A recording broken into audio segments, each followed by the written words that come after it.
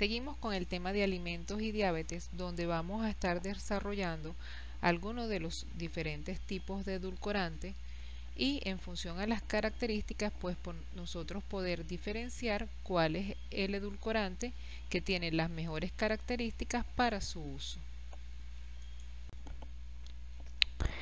El consumo excesivo de azúcar se ha relacionado con el desarrollo de enfermedades metabólicas crónicas de prevalencia a nivel mundial.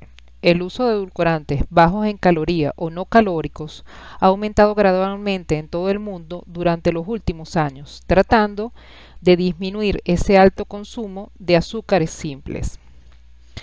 Diferentes autores señalan que la alta ingesta de azúcares se ha relacionado con el desarrollo de varias enfermedades, entre las que tenemos la obesidad, diabetes tipo 2, enfermedad cardiovascular, enfermedad no alcohólica del hígado graso, así como enfermedades neurocognitivas y trastornos inflamatorios crónicos.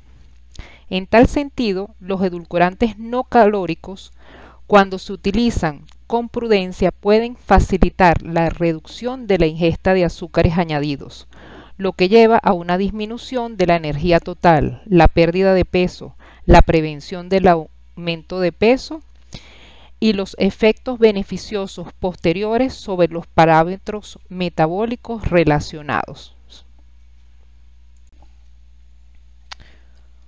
Podemos encontrar diferentes tipos de clasificaciones para los edulcorantes. Según Brembeka, clasifica en función a su contenido energético, donde señala que los edulcorantes se pueden clasificar en compuestos calóricos, bajos en calorías y no calóricos. Los edulcorantes calóricos incluyen azúcares naturales como tendríamos la sacarosa, la glucosa, la fructosa, la maltosa, lactosa y trealosa. Están presentes principalmente en las frutas, miel, leche, productos lácteos, setas y su contenido calórico es de 4 kilocalorías por gramo. Los edulcorantes bajos en calorías y sin calorías proporcionan pocas calorías o ninguna y se caracterizan por un sabor muy dulce. Los edulcorantes bajos en calorías incluyen los polioles o los alcoholes de azúcar, que son compuestos de baja digestibilidad obtenidos de la sustitución de grupos aldehídos por uno hidroxílico. Los polioles más comunes son el sorbitol, el xilitol, maltitol, manitol, eritritol y lactitol. Ellos se van a encontrar naturalmente en frutas, verduras y hongos. Cuando ya hablamos de los edulcorantes no calóricos, se obtienen en su mayoría por síntesis química. La excepción de ella sería la stevia raviossiana y se caracterizan por un contenido nutricional mínimo o nulo, dentro de los que incluyen sacarina, aspartamo, acesultame K y sucralosa. Más adelante vamos a detallar cada uno de ellos. Los edulcorantes naturales pueden dividirse en sacáridos, azúcares y no sacáridos. Desde un punto de vista químico, los sacáridos son compuestos orgánicos, polihidroxialdehídos, cetonas o sus polímeros. Biológicamente, los sacáridos son la estructura unitaria de los carbohidratos, como los monosacáridos, disacáridos, oligosacáridos o polisacáridos. La sacarosa, la glucosa y la fructosa son los edulcorantes más comunes en la naturaleza, de los cuales vamos a conversar muy rápidamente. La sacarosa es un azúcar común o azúcar de mesa. Es un disacárido formado por glucosa y fructosa. Comercialmente, la sacarosa proviene de dos plantas principalmente, lo que sería la caña de azúcar y la remolacha. Los efectos adversos para la salud asociados con la ingesta de sacarosa que se han propuesto incluyen la facilitación del exceso de ingesta calórica, el aumento de peso excesivo, un mayor riesgo de caries dentales, diabetes tipo 2 y enfermedades cardiovasculares. El consumo excesivo de azúcar se ha relacionado con el desarrollo de enfermedades metabólicas crónicas de prevalencia a nivel mundial. El uso de edulcorantes bajos en caloría o no calóricos ha aumentado gradualmente en todo el mundo durante los últimos años, tratando de disminuir ese alto consumo de azúcares simples. Diferentes autores señalan que la alta ingesta de azúcares se ha relacionado con el desarrollo de varias enfermedades, entre las que tenemos la obesidad, diabetes tipo 2, enfermedad cardiovascular, enfermedad no alcohólica del hígado graso, así como enfermedades neurocognitivas y trastornos inflamatorios crónicos. En tal sentido, los edulcorantes no calóricos, cuando se utilizan con prudencia, pueden facilitar la reducción de la ingesta de azúcares añadidos, lo que lleva a una disminución de la energía total, la pérdida de peso, la prevención del aumento de peso y los efectos beneficiosos posteriores sobre los parámetros metabólicos relacionados.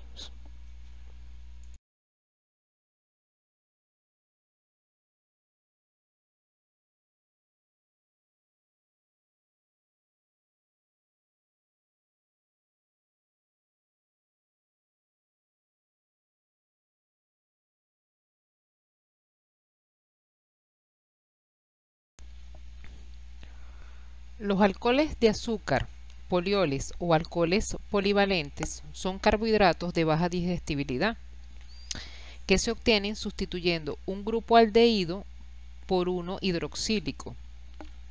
Como la mayoría de los alcoholes de azúcar se producen a partir de sus correspondientes azúcares de aldosa, tenemos que entre los alcoholes de azúcar se pueden enumerar los que son a partir de monosacáridos hidrogenados, entre los que están sorbitol y manitol. Dentro de los disacáridos hidrogenados vamos a tener el isomaltol, maltitol y lactitol. Y tenemos también mezclas de mono y di y oligosacáridos hidrogenados, que serían a partir de hidrolizados de almidón hidrogenado. Los polioles están presentes de forma natural en cantidades más pequeñas, los vamos a encontrar en frutas, así como en ciertos tipos de verduras u hongos. Y también están regulados como aditivos alimentarios, generalmente reconocidos como seguros.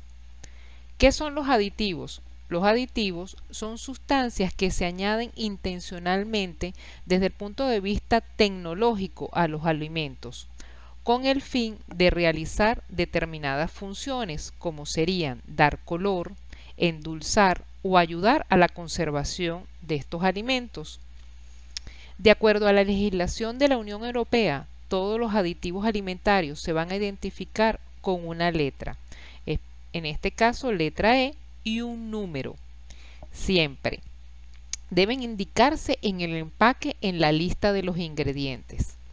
Todos los aditivos alimentarios antes de su uso deben estar autorizados por la parte de legislación. Específicamente, en este caso, estamos hablando de la Unión Europea y en el caso de los Estados Unidos, la FDA. Podemos hablar, eso lo vamos a conversar más adelante, vamos a hablar un poco de cuáles son las legislaciones que se establecen para los diferentes tipos de edulcorante. Siguiendo entonces, retomando con lo de los polialcoholes, tenemos que hay 7 polialcoholes de azúcar que se van a definir como edulcorantes nutritivos de acuerdo con la legislación de la Unión Europea. Es decir, vamos a tener sorbitol, manitol, isomaltol, maltitol, lactitol, xilitol y eritritol. Vamos a hablar más adelante también un poco de algunos de ellos, los más importantes, y se debe declarar en la etiqueta estos productos. Aunque no se ha especificado una dosis de ingesta diaria aceptable para ellos, son conocidos por su potente efecto laxante cuando lo agregamos en cantidades muy grandes. Y otros síntomas gastrointestinales como flatulencia, distensión abdominal y malestar abdominal cuando se ingieren en exceso. Por lo tanto, para garantizar a los consumidores la información adecuada, los productos que contienen más de 10% de polioles añadidos deben incluir la declaración de advertencia. Un consumo excesivo puede producir efectos laxantes. En la siguiente tabla podemos ver algunas características de los polioles o los alcoholes azúcar. Recordemos que el dulzor de los alcoholes azúcar o polioles suele ser más bajo que el de los monosacáridos y por lo tanto tendemos a utilizar volumen por volumen como el azúcar y de ahí viene la denominación de edulcorantes a granel. A menudo se van a usar combinaciones con otros edulcorantes para lograr el nivel deseado tanto de dulzor como sabor. De manera similar a los carbohidratos, no solo van a ser responsables del sabor dulce, sino que también son responsables, como podemos observar en la tabla, de diferentes propiedades, dentro de las que vamos a tener textura del producto, van a servir para la parte de conservación desde el punto de vista tecnológico, llenado, retención de humedad, sensación refrescante en la boca y estabilizantes. Entonces en la siguiente tabla vamos a tener el nombre, vamos a tener la fórmula y vamos a tener diferentes funciones que van a tener esos polialcoholes que tienen funciones desde el punto de vista de aditivos alimentarios también. Los azúcares, alcoholes o polioles se caracterizan por un contenido calórico menor. Como podemos apreciarlo en la tabla, ellos pueden ir de 0,2 a 2,7 kilocalorías por gramo en comparación con la sacarosa. Se utilizan en una gran variedad de productos que son denominados sin azúcar. Los polioles son compuestos estables a altas temperaturas y no interfieren en la reacción de Maillard. Las últimas etapas de la reacción de Maillard van a conducir a la generación de los denominados productos finales de la glicación avanzada. Esto lo vamos a tener tanto en sistemas biológicos como lo vamos a tener en los alimentos, por lo que es importante de destacar que los productos finales de la glicación avanzada van a contribuir al desarrollo de complicaciones micro y macrovasculares de la diabetes, al inducir estrés oxidativo y la activación de las vías inflamatorias. Entonces, fíjense ustedes la importancia desde el punto de vista metabólico de esos polioles que no van a interferir en las reacciones de Maillard. Algunos autores, específicamente Oku y Okazaki en 1996, señalan que los polioles son absorbidos por difusión pasiva y metabolizados lentamente por el cuerpo, produciendo una respuesta glucémica baja. Tenemos también que los polioles se han sugerido durante mucho tiempo como sustitutos válidos del azúcar, capaces de ejercer un papel beneficioso sobre la resistencia a la insulina y el control de la glucosa en pacientes diabéticos tipo 1 y con síndrome metabólico. En la tabla que tenemos a continuación podemos apreciar el perfil comparativo de los principales edulcorantes calóricos y bajos en caloría, específicamente de los principales polioles que vamos a encontrar. Vamos a describir algunos de los polioles más utilizados en alimentación y en la industria de tecnología de alimentos. Tenemos el caso del eritritol, que es un poliol contenido en diferentes frutas entre las que podemos tener el melón, el melocotón, también lo vamos a conseguir en vino y en cerveza. Tenemos que su poder edulcorante corresponde entre el 60 al 80% del de la sacarosa. El eritritol se absorbe mal en el yeyuno y se excreta sin modificar en la orina. Solo una pequeña fracción del eritritol se somete a fermentación intestinal, por lo tanto su consumo excesivo puede asociarse con efectos laxantes. Generalmente se observan molestias gastrointestinales cuando la ingesta de eritritol es superior a 1000 miligramos por kilogramo de peso corporal. La ingesta del eritritol no parece tener efectos perjudiciales sobre el control de la glucosa y su uso generalmente se considera seguro en pacientes con diabetes. El eritritol es el más utilizado o uno de los más utilizados porque tiene el mejor nivel de tolerancia entre todos los diferentes tipos de polioles. De forma similar a otros polioles, el eritritol no participa en las reacciones de tipo Maillard, como lo señalamos anteriormente, y por lo tanto no provoca la producción de productos finales de la glicación avanzada. El eritritol proporciona una cantidad insignificante de energía, 0,2 kilogramos por gramo, por lo tanto se puede usar comúnmente como parte de los patrones dietéticos recomendados para las personas con diabetes. Debido a su sabor dulce y alta tolerancia digestiva y al hecho de que prácticamente no contiene calorías y no es cariogénico, el eritritol se usa ampliamente en la industria de alimentos y bebidas. El sorbitol. Tenemos que el sorbitol, otro poliol, que aporta aproximadamente 2,6 kilocalorías por gramo. El sorbitol está presente de forma natural en uvas, en ciruelas pasas, en cerezas, melocotones, lo tenemos también en manzanas, en peras y en jugos de frutas en pequeñas cantidades. El sorbitol se absorbe mal en el intestino delgado, mientras que en el colon es convertido por la microbiota intestinal en gases y ácidos grasos de cadena corta, proporcionando energía. El sorbitol tiene efectos osmóticos y actúa como laxante cuando se ingiere en dosis altas, aproximadamente entre 20 y 50 gramos. Por lo tanto, las personas con síndrome de intestino irritable deben evitar el uso de sorbitol. En el año de 1993, la FDA aprobó el uso de sorbitol y lo recomendó como una sustancia segura y grasa. En el caso del manitol, otro poliol que aporta aproximadamente 1,6 kilocalorías por gramo, está presente de forma natural en hongos, en las algas marinas, las fresas, las cebollas y las calabazas, entre otros productos. Solo el 25% del manitol ingerido se absorbe en el intestino, mientras que la parte restante se excreta en la orina. En el intestino, el manitol se fermenta lentamente. También tenemos que el manitol es prácticamente inerte y no interfiere con los compuestos farmacológicos.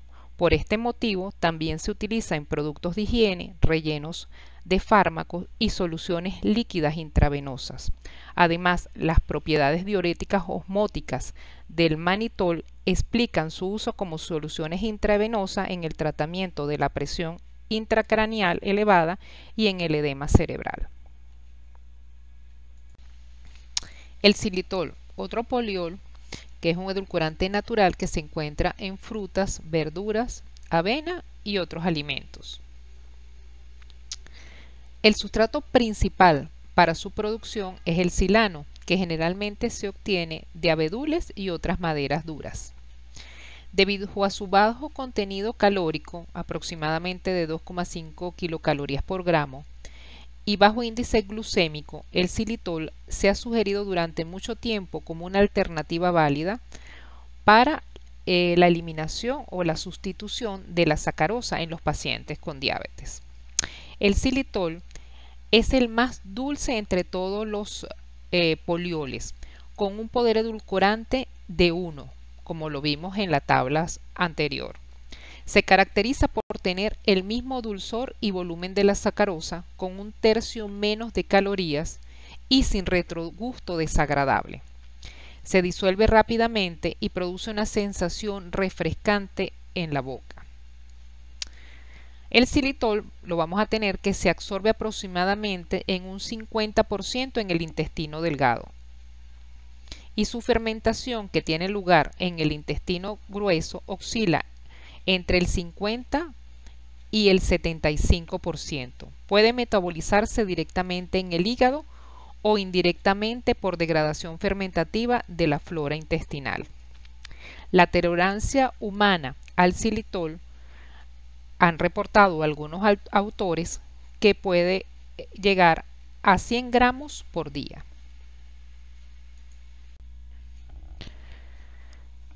Dentro de los edulcorantes naturales ya describimos a los edulcorantes naturales sacáridos. Ahora vamos a nombrar algunos de los edulcorantes naturales no sacáridos, dentro de los que tenemos los glucósidos dulces, que estarían los estebiósidos y raubiósidos. Tenemos el aldehído, que tenemos al perilaldehído.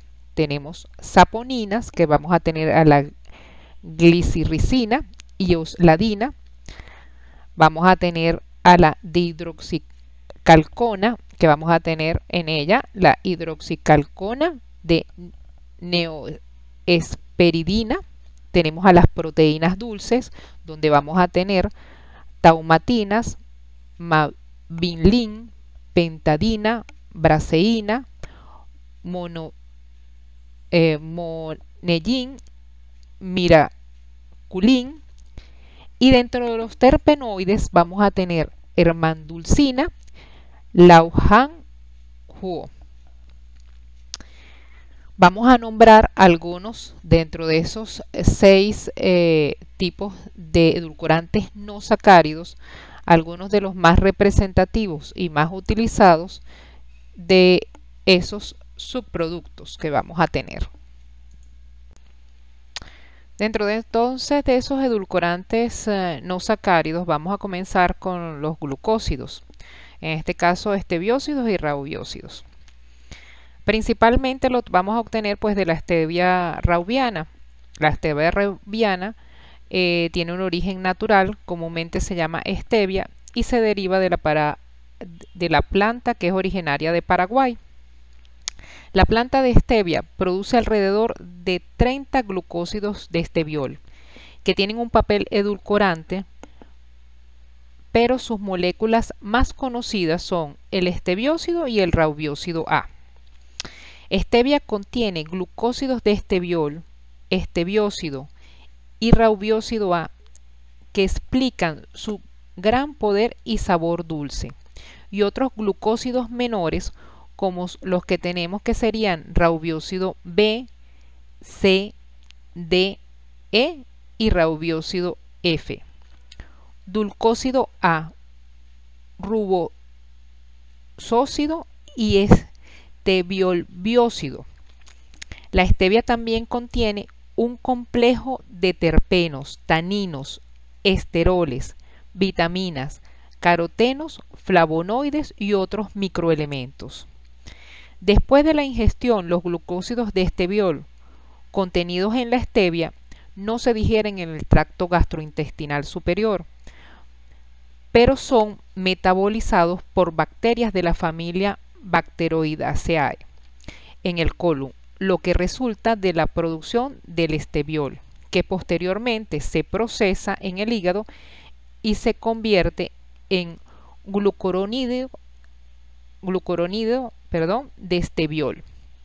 La energía de la fermentación del glucósido de esteviol generalmente se evalúa aproximadamente que es de 2 kilocalorías por gramo, que viene siendo un aporte calórico bajo.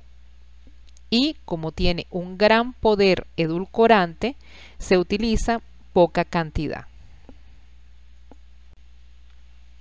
A continuación tienen una publicación realizada por la doctora Elevina Pérez y donde participamos varios autores, donde señalamos la stevia y sus usos potenciales en alimentos para pacientes diabéticos. Ahí señalamos que los glúcidos de stevia ofrecen beneficios terapéuticos importantes para la elaboración de alimentos para diabéticos. También se señala que tiene un índice glicémico cero e interesantes propiedades en general terapéuticas, que existe una producción de stevia a nivel mundial y que en la ingesta diaria aceptable es de 4 miligramos kilogramos al día de los glucósidos de stevia. La stevia como edulcorante va cada vez más en aumento y en el 2011 la stevia fue aprobada para su uso por la Unión Europea y se le asignó el código de ENO 160 como un aditivo alimentario.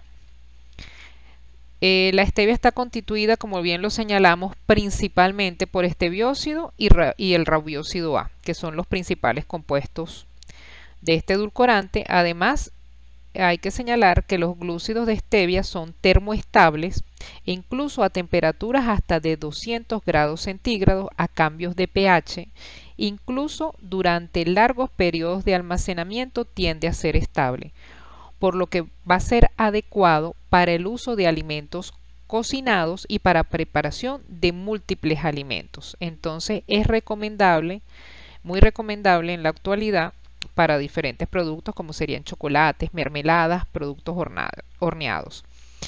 Es interesante resaltar que dependiendo de la caracterización que se le hace a esa hoja de stevia, vamos a tener, dependiendo esa fuente botánica y la procedencia, muchas veces tenemos, y el origen de diferentes zonas a nivel mundial, vamos a tener que esas plantas van a tener mayor cantidad de esteviócido y menos de rabiócido A. El esteviócido es el que le va a proporcionar a esa stevia ese retrogusto amargo, y en la medida que tengamos más rabiócido A, pues vamos a tener mayor dulce.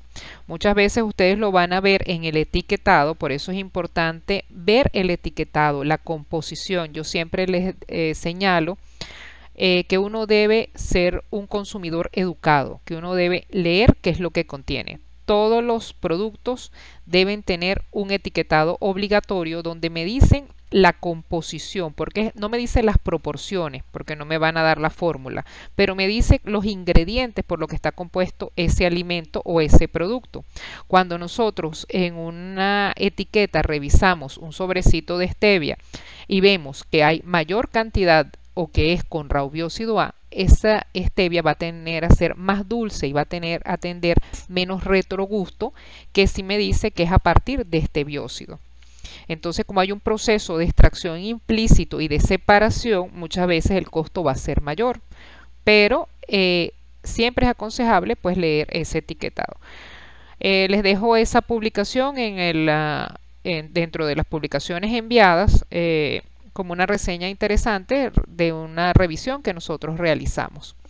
La profesora Levy en el Instituto de Ciencia y Tecnología también tiene diferentes publicaciones relacionadas con la stevia, donde evalúa la composición como tal de diferentes extracciones y fracciones de esos componentes que tiene la stevia. En la siguiente lámina tenemos una receta para preparar un edulcorante en forma artesanal o casera. Aproximadamente debemos tener de ingredientes 30 gramos de hojas deshidratadas o hojas deshidratadas molidas de stevia. También podemos utilizar las hojas en forma natural. Le agregamos de 1,5 litros aproximadamente de agua potable a esa cantidad de hojas. Para su elaboración le colocamos esos 30 gramos de stevia en una olla, le vamos a adicionar ese 1,5 litros de agua, lo ponemos al fuego y cuando comience a hervir dejamos que lo haga por 10 minutos. Después vamos a colar, dejamos enfriar y lo vamos a verter en goteros. Este extracto concentrado puede almacenarse en el refrigerador por un poco más, aproximadamente un mes máximo de tiempo. Y este es una forma de nosotros obtener un edulcorante en una forma sencilla, económica y natural de stevia. Dentro de los edulcorantes no sacáridos vamos a tener a los aldehídos, específicamente el perillaldehído, la hierba de perilla, Perilla frutense, miembro de la familia Laminaceae nativa de Asia, está distribuida en muchas regiones del mundo. Se ha utilizado como ingrediente aromático, también que presenta un sabor picante y cítrico. El perillartín o azúcar de perilla es un análogo sintético muy dulce preparado a partir del perillaldehído monoterpenoide de perilla.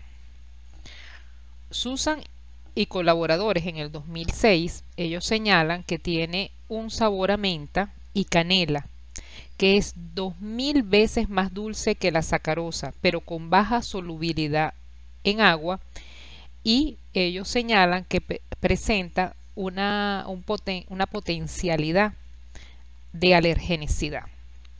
Dentro de lo que es las normas Covenin que vamos a discutir al final de esta presentación, no es un edulcorante que está permisado, ni dentro de lo que serían las normativas. Entonces tendríamos que tener mucho cuidado a la hora de nosotros dar recomendaciones para este tipo de edulcorante.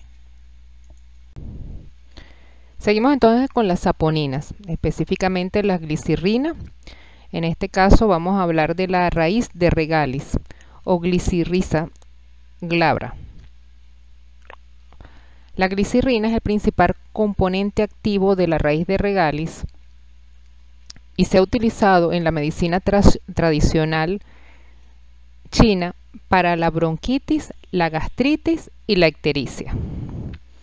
Esto lo señala en sus trabajos Ramos y Muriel en 1919. Sinac et al. En el 2013 señala que habían informado que la glicirrina podría inhibir la replicación del virus asociado al SARS. Entonces fíjense ustedes cómo la glicirrina pues tiene un efecto desde el punto de vista medicinal para la población china. Ya viéndolo desde el punto de vista de edulcorante, podemos decir que es entre 50 y 100 veces más dulce que la sacarosa y tiene al inicio lento de dulzura seguido de un retrogusto persistente de regalis. Exhibe un dulzor más o menos como que tiende a tener un sabor a madera, lo que limita su uso. La glicirrina mejora los sabores de los alimentos, enmascara los sabores amargos, según lo que señala Gloria tanto en el 2003 como en 1997. Tiene el potencial de proporcionar características funcionales desde el punto de vista de tecnología de los alimentos, incluyendo espuma, control de viscosidad, formación de gel y posiblemente características antioxidantes. Se utiliza principalmente como recubrimientos para dulces y tabaco de mascar. Bueno, seguimos entonces con la dihidroxicalcones o hidroxicalcona de neoesperidina. Este edulcorante artificial derivado de los cítricos se prepara por hidrogenación alcalina de la neosperidina biflavonoide, presente en las naranjas amargas de Sevilla.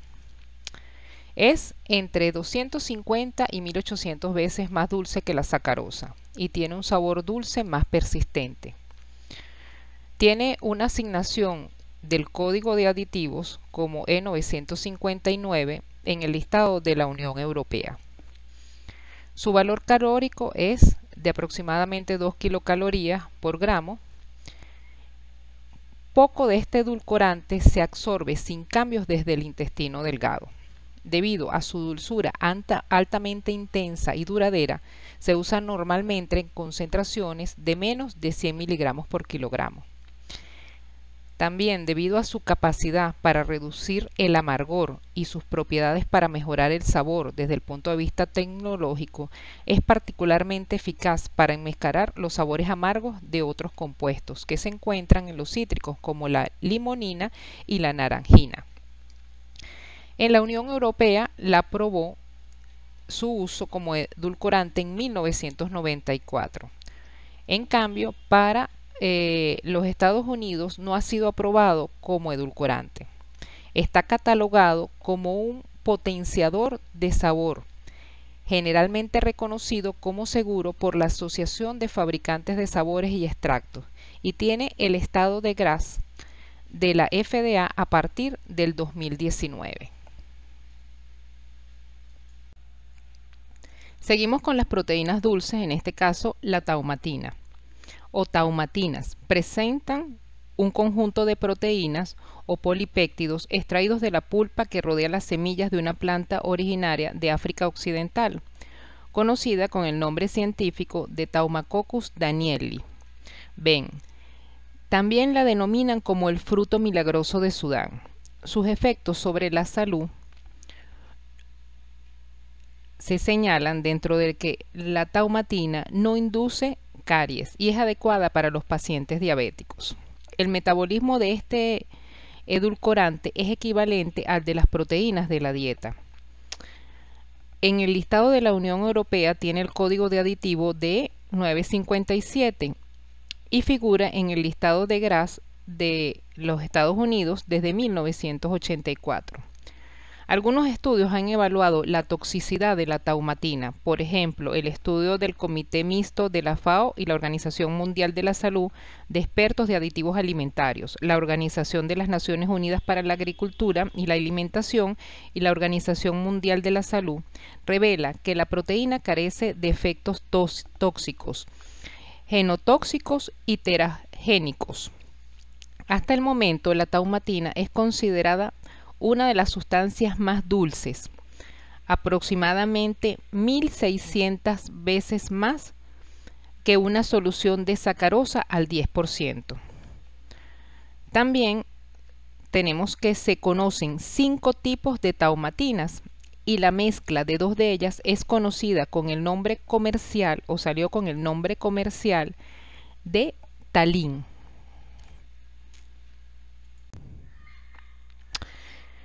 Otra de las proteínas dulces es la miraculina. La miraculina o miralina es un edulcorante natural, es una glicoproteína extraída del fruto de la planta africana que pertenece a la familia de las Saponaceae y cuyo nombre científico es Syncephalum dulcificum. Tiene la propiedad de modificar el sabor de los alimentos agrios en un sabor deliciosamente dulce.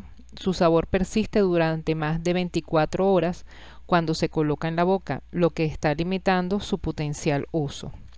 Se dice que es 400.000 veces más dulce que la sacarosa.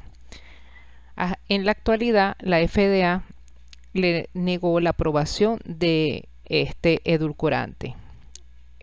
Miraculin tampoco tiene estatus legal en la Unión Europea.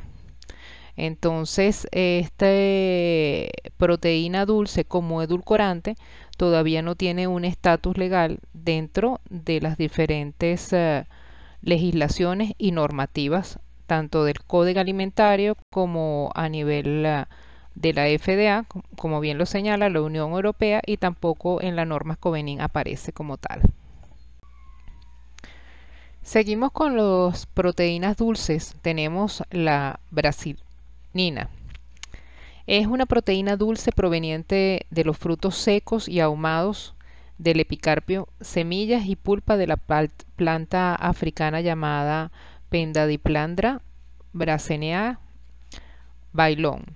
Fue aislada por primera vez como una enzima en la Universidad de Wisconsin, en Madison, en 1994.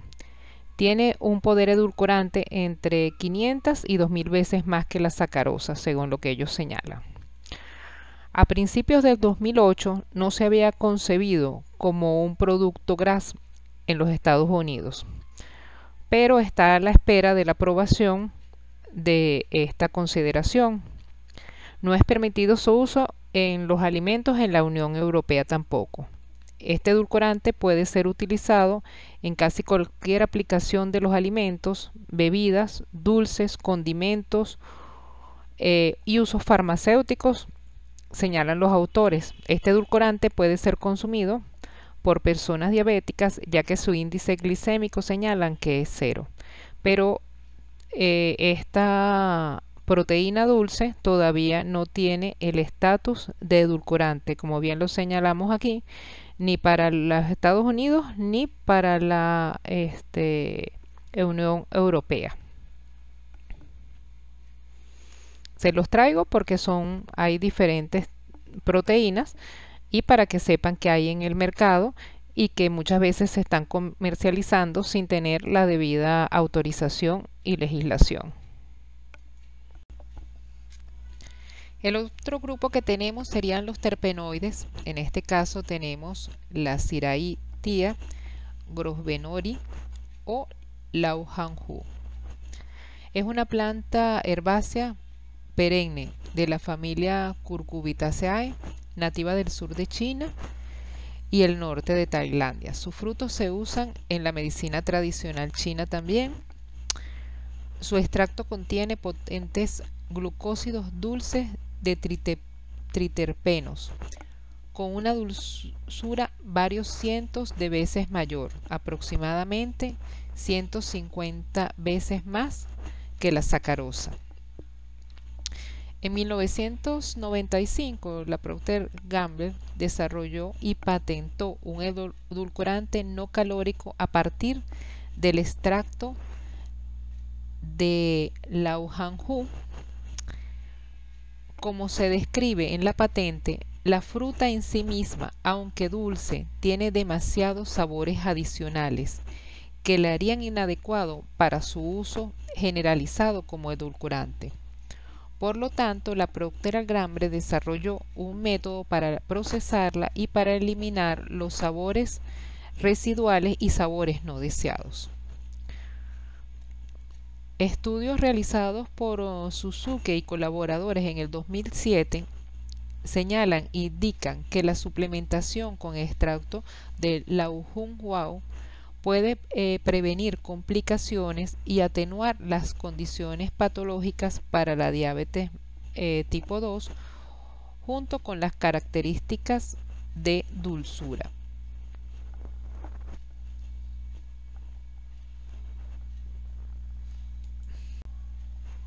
El otro edulcorante que tenemos a continuación dentro de los edulcorantes no sacáridos, que serían otro terpenoide, sería la hermadulcina, que es un sesquiterpeno y es el principal componente dulce aislado de Lipia dulcis trech, obtenido como un aceite incoloro. Se consideró en una prueba de panelistas que era aproximadamente 3 órdenes de magnitud más dulce que la sacarosa. Sin embargo, se detectó un retrogusto y un cierto amargor. Este edulcorante, al igual que el anterior, no tiene aprobación dentro de lo que es la legislación europea ni en los Estados Unidos, pero está considerado como un edulcorante también.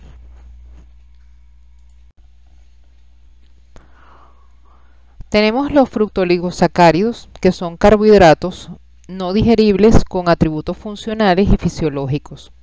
Van a presentar baja dulzura, no presentan carcinogenicidad, bajo valor calórico y propiedades hipercolesterolémicas, según lo que señala Cambicar y Arya en el 2015. Ellos provienen de fuentes naturales, principalmente dentro de los que tenemos el agave, plátanos, trigo, tomates, cebollas, miel, ajo, espárragos, alcachofas y puerros, entre muchos otros. La producción comercial de estos fructooligosacáridos se logra utilizando la transferasa microbiana, principalmente como sería la fructosiltransferasa. Estos fructooligosacáridos están compuestos por cadenas lineales de unidades de fructosa unidas por enlaces beta 1,2. Los fructooligosacáridos no son hidrolizados por las glucosidasas del intestino delgado y alcanzan al ciego estructuralmente sin mayores cambios. Allí son metabolizados por la microflora intestinal para formar ácidos carboxílicos de cadena corta, L-lactato, CO2, hidrógeno y otros metabolitos. Los fructooligosacáridos van a presentar una dulzura entre 30 y 50% de lo que presenta la sacarosa. Ellos contienen inulina y oligofructosa, los cuales son polisacáridos inertes que no se absorben en el cuerpo. Van a presentar un beneficio adicional estos fructooligosacáridos, que es que van a ayudar a prevenir el estreñimiento, y algunos autores señalan que reducen los niveles de glucosa y los lípidos en suero.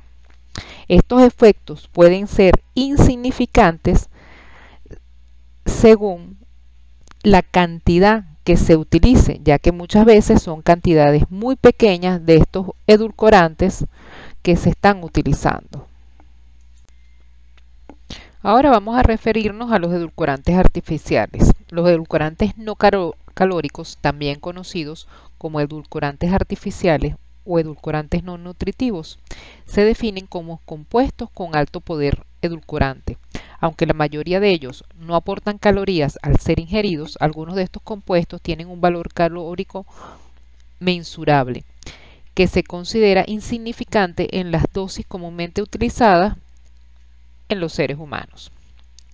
Actualmente en uso vamos a tener el aspartamo, el neotamo, el acesulfamo K, la sucralosa, el ciclamato, la sacarina, la tagarosa y alitame.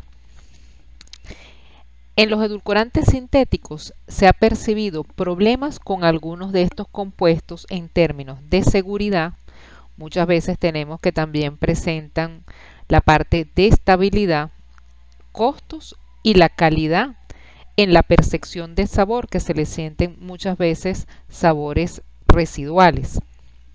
En la siguiente tabla podemos apreciar el perfil comparativo de algunos de los principales edulcorantes no calóricos aprobados por la Autoridad Europea de Seguridad Alimentaria, donde podemos evidenciar el nombre del edulcorante, el nombre de la marca comercial, la ingesta diaria recomendada y el poder edulcorante que tienen ellos. Además que la clasificación según la Unión Europea con relación a si son aditivos alimentarios, el número que o la denominación que tienen. Vamos a empezar entonces a describir dentro de esos edulcorantes artificiales. El primero sería ese acesulfamo K, que es una sal de potasio. No aporta calorías, dado que no se cataboliza en humanos. El acesulfamo K no afecta los niveles de potasio sérico a pesar de su contenido de potasio, según lo que señala Marinconi et al. En el 2000. También vamos a tener que es el edulcorante de alta intensidad, estable al calor, que se usa mezclado con otros edulcorantes. Generalmente vamos a tener que se hacen combinaciones con sucralosa y aspartamo. Este edulcorante es 200 veces más dulce que la sacarosa y tiene una textura más arenosa que el azúcar directo, pero tiene un ligero retrogusto amargo. Por eso es que muchas veces hacemos combinaciones con otro tipo de edulcorantes. La ingesta diaria aceptada es de 15 miligramos por kilogramo de peso corporal. Lo vamos a tener que se utiliza en una gran variedad de productos alimenticios, dentro de los que tenemos lácteos, chicles, postres congelados, productos horneados, y lo vamos a conseguir principalmente en muchas de estas bebidas gaseosas refrescantes.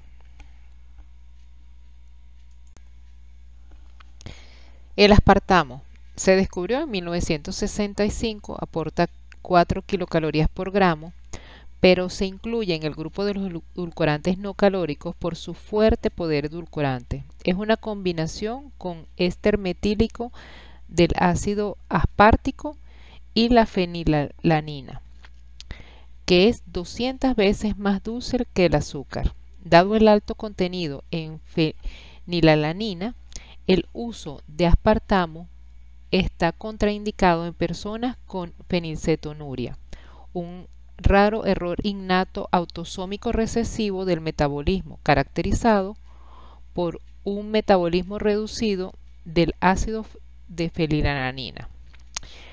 La ingesta diaria aceptable es de 40 miligramos por kilogramos de peso corporal. Fue aprobado en 1981, no es estable al calor y no se recomienda para consumidores fenilcetonúricos. Es un edulcorante de uso múltiple que se usa para bebidas, elaboración de mentas, para el aliento, chicle, mezclas de cacao, postres congelados, gelatinas, pudines, refrescos en polvo, y como edulcorante de mesa con el nombre comercial de Equal. La FDA ha confirmado que es seguro consumir, excepto por cualquier persona con fenilcetonuria, un trastorno genético del metabolismo, como se señaló anteriormente. Otro de los edulcorantes artificiales o no calóricos tendríamos la sacarina. La sacarina es un edulcorante no calórico derivado del 1,2-benzoisotiazol. Su potencia edulcorante es casi 300 veces mayor que la de la sacarosa. La sacarina tiene un sabor amargo o metálico que es desagradable. La sacarina es estable al calor y se usa en bebidas, medicamentos, frutas enlatadas, mermeladas, aderezos para la ensalada, chicles, edulcorantes de mesa, productos horneados, mermeladas y coberturas para postres.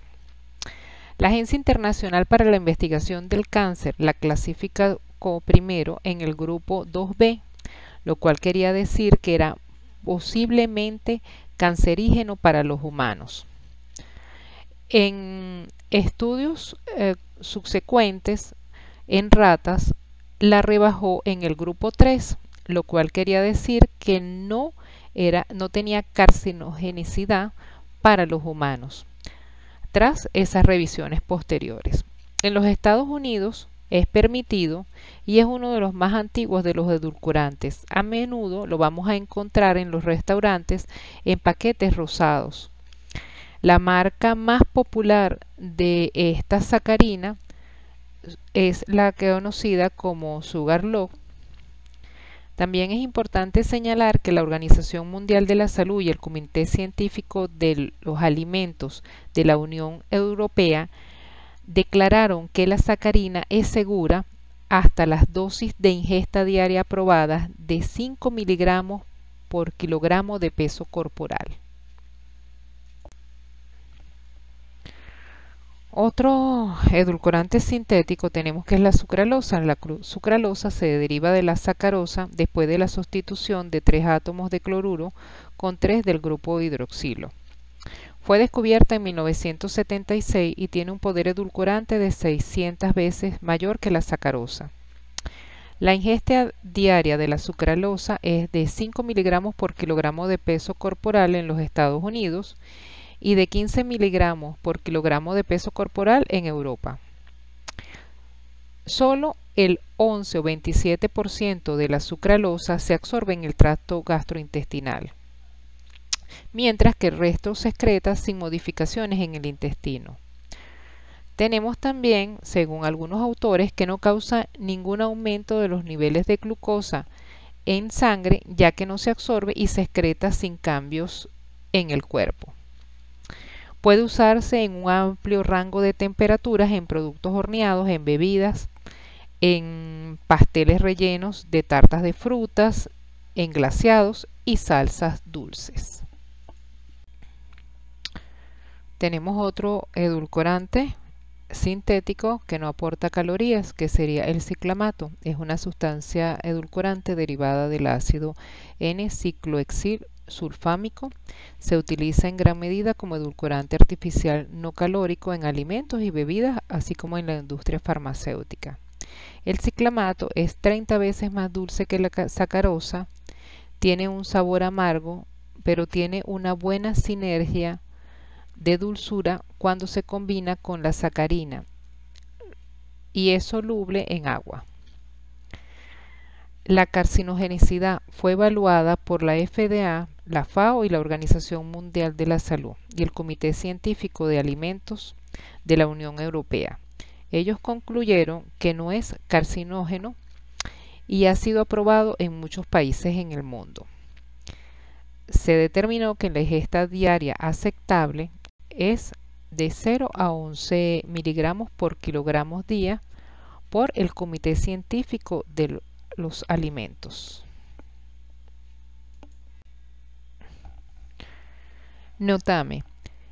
Tenemos que es un edulcorante que es una mezcla de dos aminoácidos, ácido aspartico y fenilalanina, derivado del aspartamo,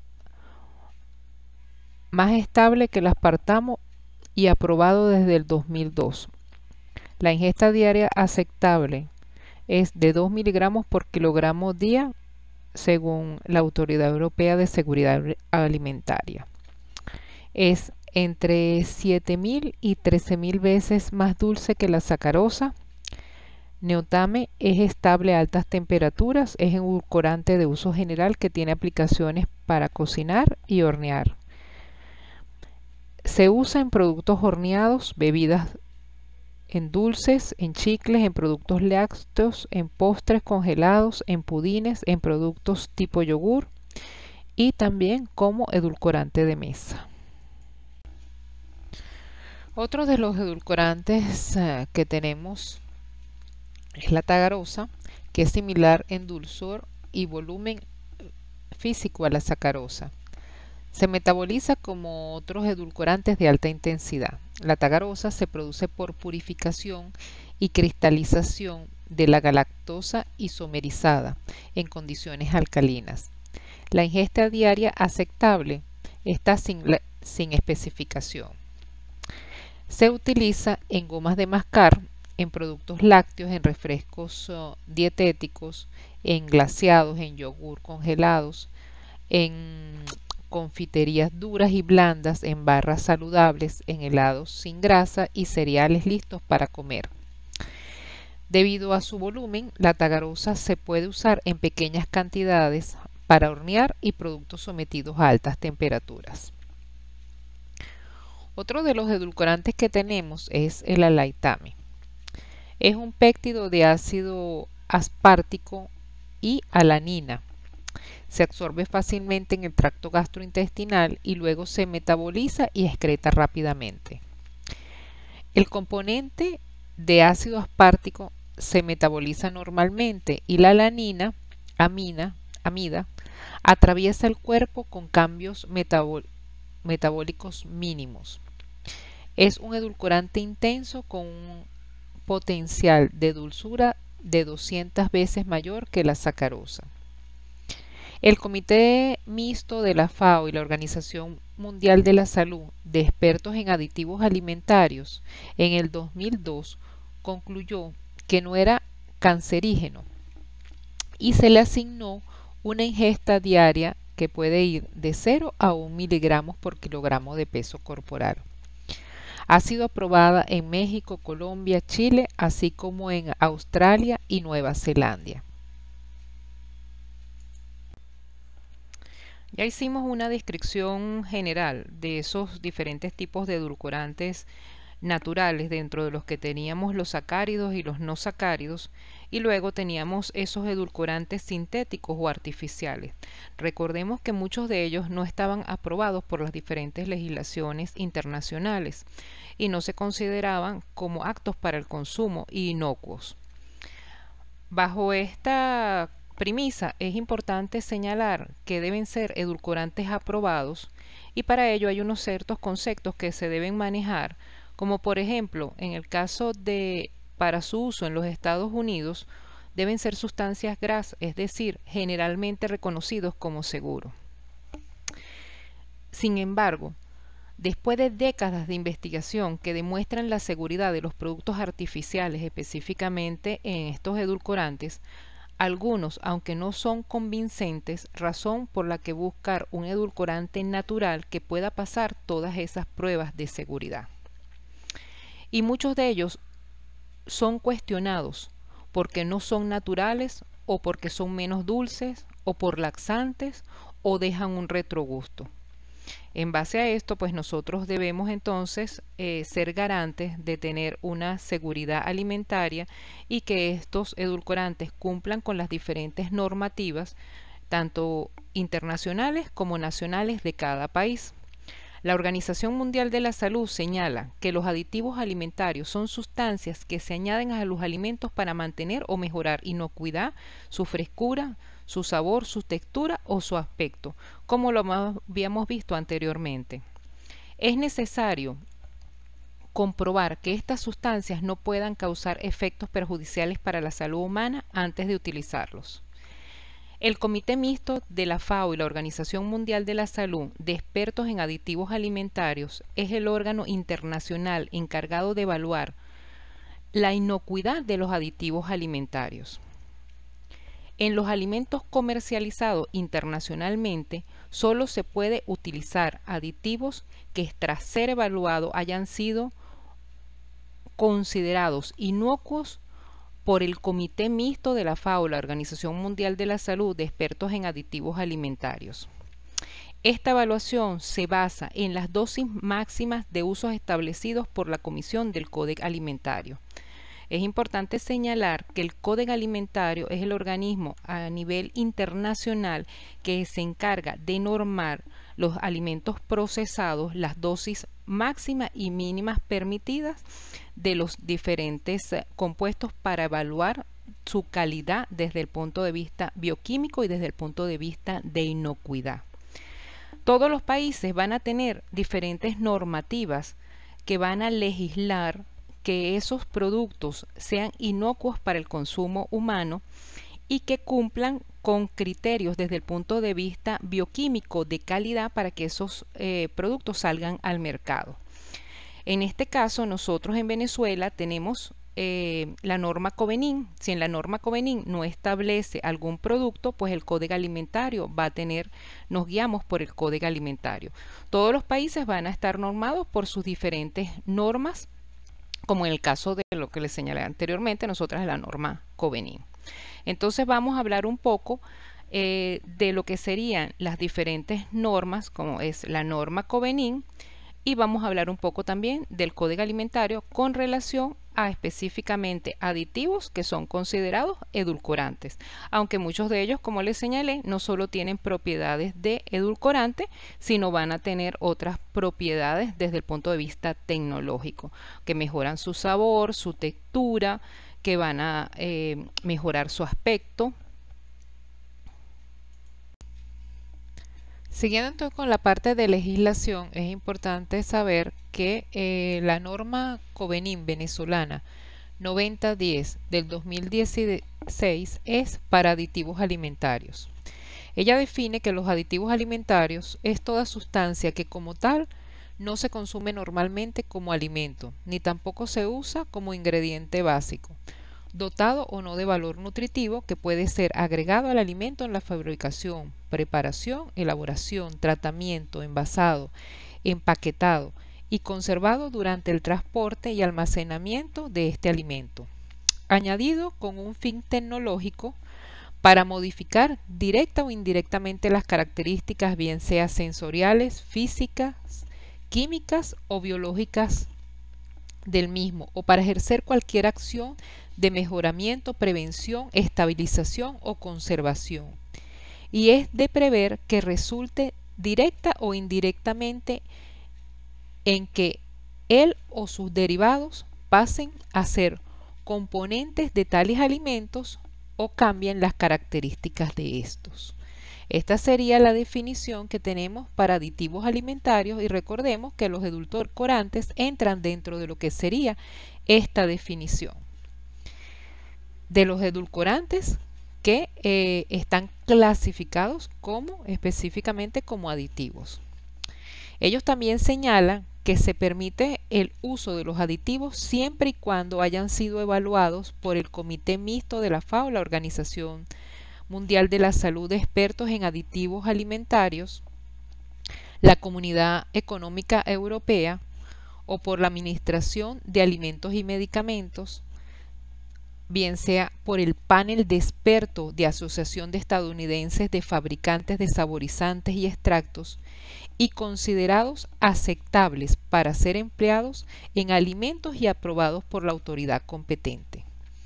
En la norma Covenin, en esta norma Covenin también se establece la definición de edulcorantes según la clase y funciones, la definición y la función tecnológica. Ellos señalan que los edulcorantes son sustancias diferentes de los azúcares que aportan sabor dulce al alimento. Y la función tecnológica, que son edulcorantes naturales, artificiales, nutritivos o no. Entonces vamos a ver con detalle un poco lo que serían los diferentes aditivos desde el punto de vista edulcorantes permitidos por esta norma. En la siguiente tabla vamos a ver los edulcorantes permitidos según la normativa Covenin como aditivos. Es interesante señalar que tomé nada más la fracción de la norma Covenin exclusivamente para lo que serían los aditivos.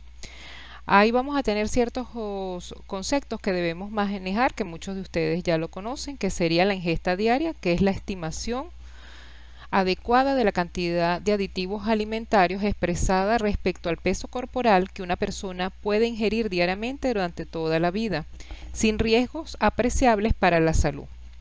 Se refieren normalmente a una persona de 60 kilogramos y se expresan en miligramos de aditivos sobre kilogramos de peso corporal, es decir, miligramos sobre kilogramos de peso corporal. Otra especificación se señala SE en la ingesta diaria. En esa ingesta diaria es que está sin la especificación y en algunas aparece SA. Es decir, que no tiene una asignación determinada de esa cantidad de ingesta diaria que se debe tener asignada. Entonces existen varias razones para no asignar una ingesta diaria admisible, comenzando por la falta de información hasta los datos de efectos adversos que requieren de un aditivo alimentario o droga veterinaria. No debe usarse del todo. El reporte debe consultarse para averiguar las razones por las cuales no se le asignó una ingesta diaria admisible, que no fue asignado pues ese valor como tal.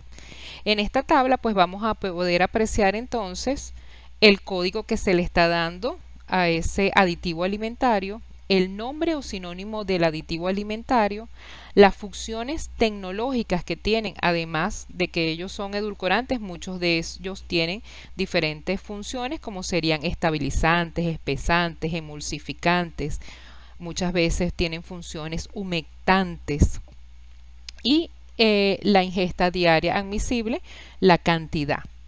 Entonces aquí podemos apreciar pues esos diferentes aditivos que se los traje o esos diferentes edulcorantes que son permitidos según la norma Covenin venezolana desde el punto de vista de legislación y de que estén cumpliendo con los requisitos establecidos. En la siguiente lámina tenemos el resultado de la búsqueda de algunos aditivos alimentarios desde el punto de vista edulcorante buscados por el Códex Alimentario. Fíjense ustedes que tenemos entonces el código, tenemos el aditivo alimentario o grupo de aditivos y Tenemos también que es aceptable en los alimentos regulados por la norma de productos en las siguientes normativas como son aceptados. Vamos a poner como ejemplo el manitol, tiene la característica, es aceptado en diferentes productos de normativa y no solo es aceptado como un edulcorante, sino fíjense ustedes que en esta norma, en este producto, es aceptado como un antiglutinante solo en productos deshidratados. En la siguiente tabla, que es tomada del Consenso Iberoamericano sobre Edulcorantes Bajos y Sin Calorías, realizado en el 2018, tenemos las características generales de los edulcorantes bajos en calorías y sin calorías aprobados por la Administración de Alimentos y Medicamentos, la FDA de los Estados Unidos y la Comisión Europea. Aquí tenemos pues el número que se le asigna al aditivo.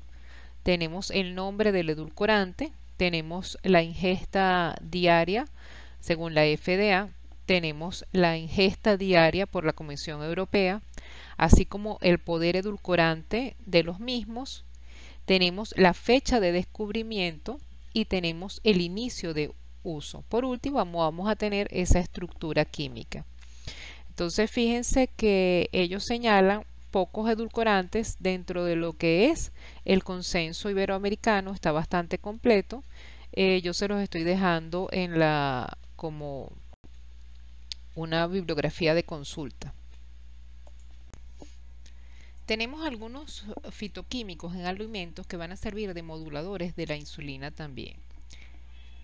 Casen y Davix en el 2016 señalan que hay varias fuentes de alimentos que tienen potencial para modular la insulina, que pueden controlar la secreción o acción de la insulina debido a la presencia de diferentes fitoquímicos en su composición. Raúl y colaboradores en el 2016 y Díaz Suárez en el 2017 señalan que los flavonoides de algunos alimentos pueden actuar sobre los secretagogos de la insulina. Algunos autores señalan que varios fitoquímicos contenidos en las plantas tienen un efecto en estimular o potenciar la secreción de insulina en los islotes pancreáticos. Entre estos compuestos se encuentran los flavonoides, triterpenos y derivados, fitosteroles y estilbenos, o como el extracto de estas plantas. Hanan y colaboradores en el 2006, Chan y colaboradores en el 2012, Couty y colaboradores en el 2016 señalan que los extractos de plantas son antioxidantes naturales. Entre esos extractos podemos decir que esos extractos que tengan contenidos de taninos y alcaloides, porque van a mejorar el rendimiento, se señala, de los tejidos pancreáticos y van a aumentar la segregación de insulina o disminuir la absorción intestinal de la glucosa. Entonces, fíjense ustedes cómo muchos de estos compuestos que tienen una capacidad antioxidante o que tienen potencialidades antioxidantes, pues van a tener un efecto de moduladores en el caso de la insulina. Otro de los fitoquímicos que tenemos son los triterpenos, que señalan que pueden inhibir las enzimas involucradas en el metabolismo de la glucosa, prevenir el desarrollo de la resistencia a la insulina y normalizar los niveles de glucosa e insulina en plasma. El uso de triterpenos puede actuar como inhibidores de los productos avanzados finales de la glicación y pueden ser una estrategia potencialmente efectiva para prevenir las complicaciones en los pacientes diabéticos. Se ha señalado que el resveratrol y sus derivados aumentan la absorción de glucosa y una mejora en la tolerancia a la glucosa en vivo. Esto lo señala Yoto, Nagata y colaboradores en el 2013. Seguimos con que los mecanismos de acción de muchos productos naturales que van a actuar o van a tener un posible efecto, podemos llamarlo como antidiabéticos, pueden estar relacionados con la inhibición de ciertas enzimas glucolíticas, como lo serían la alfa-glucosidasa y alfa-amilasa, con efectos sobre la captación de glucosa y los transportadores de glucosa, como lo señala Baudarán y colaboradores en el 2013.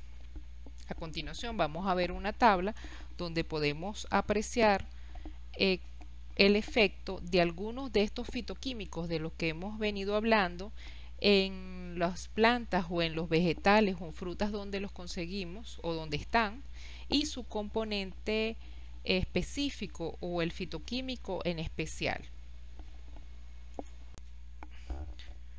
Algunos autores señalan que hay ciertos, como lo hemos venido señalando, que hay ciertos componentes bioactivos o fitoquímicos que se encuentran en algunas frutas o en algunos vegetales, o algunos componentes que están en ellos que van a tener un efecto sobre la prevención, o van a tener un efecto modulador en el caso de la insulina o en el caso de la secreción de insulina o la segregación de insulina.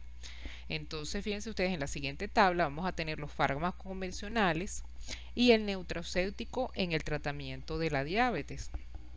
Ellos señalan la clase de droga utilizada para la diabetes, los diferentes tipos, los mecanismos de acción, el fármaco convencional que se utiliza y el constituyente nutracéutico o el principio activo desde el punto de vista de fitoquímico, que puede tener un efecto sobre la modulación de la insulina, como les señalé anteriormente, o en el caso de mejorar pues esa sensibilidad, y la forma herbal de ese componente nutracéutico que ellos señalan. Entonces aquí les dejo la tabla para que vean cómo esos diferentes, en el caso insulinosensibilizadores, insulinosecretagogos,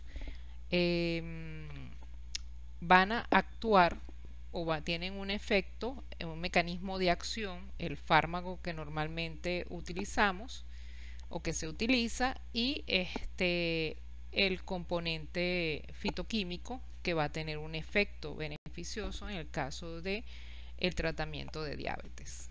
Algunos ejemplos. Vamos a hablar de alimentos e índice glucémico. El índice glucémico se define como una medida de la capacidad del aumento de la glucosa en sangre de los carbohidratos disponibles en los alimentos.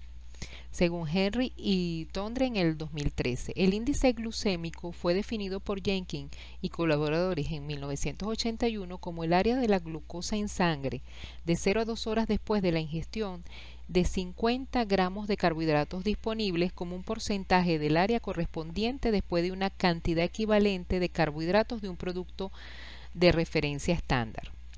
Se ha propuesto que el índice glucémico de los alimentos puede ayudar a mantener el control de peso de un individuo. También se ha demostrado en estudios a corto plazo que dietas de bajo índice glucémico y ricas en fibra pueden retardar la sensación de apetito y subsecuente disminución del consumo energético al compararlas con dietas con alto contenido o con alto índice glicémico. La respuesta glucémica de un alimento a su vez afecta a la respuesta a la insulina, depende de la tasa de vaciado gástrico, así como de la tasa de digestión y absorción de los carbohidratos del intestino delgado. Brock y colaboradores en el 2000, ellos destacan que el índice glucémico va a depender también de la estructura de los alimentos. Por ejemplo, esos alimentos que tienen almidón, los tipos de fibra dietética formadoras de gel, los ácidos orgánicos y los inhibidores de amilasa, entre otros factores alimenticios. En caso como alimentos molidos, maduros, fermentados, el índice glucémico podría ser alto. Tanto la cantidad como la calidad, es decir, la naturaleza o la fuente de los carbohidratos, van a influir directamente en la respuesta glucémica. El índice glucémico compara cantidades iguales de carbohidratos y proporciona una medida de la calidad de los carbohidratos, pero no de la cantidad. En la siguiente lámina podemos ver el índice glicémico medido de algunos alimentos comunes derivados de múltiples estudios realizados por diferentes laboratorios, donde podemos apreciar la media y más o menos la desviación estándar, es decir, la variación que tienen entre los diferentes laboratorios. Fíjense ustedes cómo vamos a tener, por ejemplo, en el caso del chocolate, tiene un índice glicémico de 40, más o menos 3.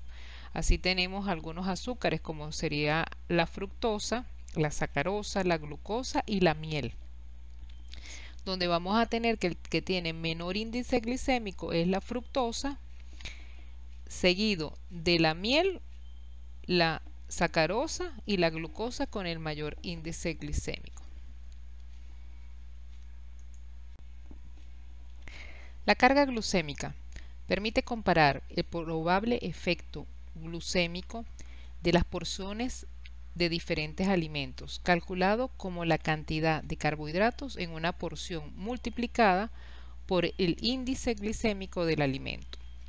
La carga glucémica es una ecuación que considera el tamaño de porción planificado de un alimento, así como el índice glucémico de este alimento. La función de la carga glucémica es indicar un valor aproximado de incremento de la glucemia tras el consumo de una ración determinada. Para su cálculo se usa la siguiente fórmula, según lo que señala Arvinson y colaboradores en el 2003. La hemoglobina glicosilada es un parámetro efectivo para el control de la glucosa a largo plazo en personas con diabetes. La hemoglobina glicosilada son las fracciones de hemoglobina formadas por la glicosilación de las cadenas alfa o beta de la hemoglobina A1.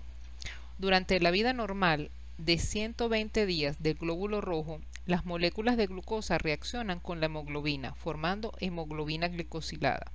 Una vez que una molécula de hemoglobina es glicosilada, permanece de esta forma. Los glóbulos rojos que contienen la hemoglobina circulan en el torrente sanguíneo durante 3 o 4 meses antes de reemplazarse. Pueden unirse irreversiblemente a la glucosa en el torrente sanguíneo.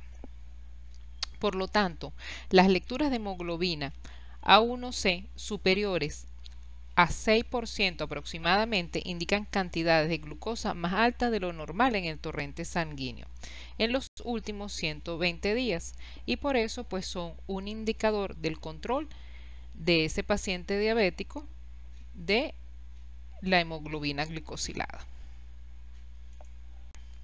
Muchísimas gracias por su atención y espero que esta información les sea de provecho y nos estaremos viendo en la hora de consulta.